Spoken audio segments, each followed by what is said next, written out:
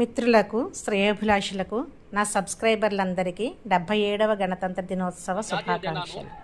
ఏ విధంగా కట్టాలి మరియు పైన ఏ విధంగా ఎగురవేయాల్సిందో నేర్పిస్తాను. ఒకసారి చూడండి, విద్యార్థులంతా గమనించండి.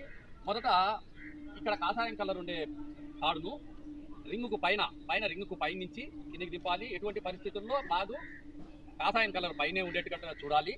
అలాగే ఒక సహాయంతో దీనిని కట్టాలి. మొట్టమొదట పచ్చ కలర్ను గ్రీన్ కలర్ను అర్ధానికి మర్చుకుంటాము. అలాగే కాషాయం కలర్ను ఇటువైపు నుంచి అర్ధము మర్చుకుంటాము. ఈ విధంగా మర్చుకున్న తర్వాత చిన్న చిన్న మడతలు వేసుకుంటూ ఇక్కడ నుండి చిన్న చిన్న మడతలు ఇట్లా వేసుకుంటూ వెళ్ళాలి.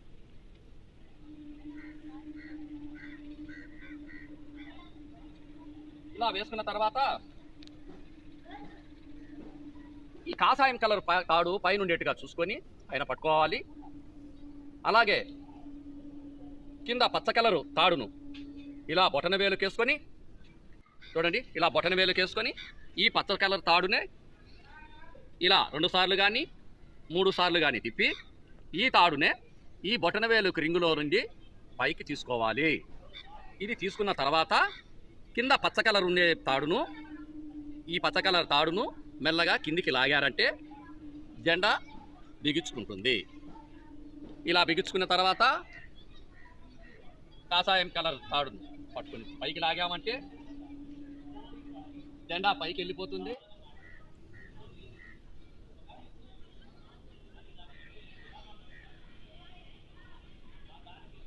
ఆటోమేటిక్గా పచ్చ కలర్ జెండాను లాగామంటే నీకు జెండా విచ్చుకుంటుంది. జై Hind. Happy republic day. Thank you.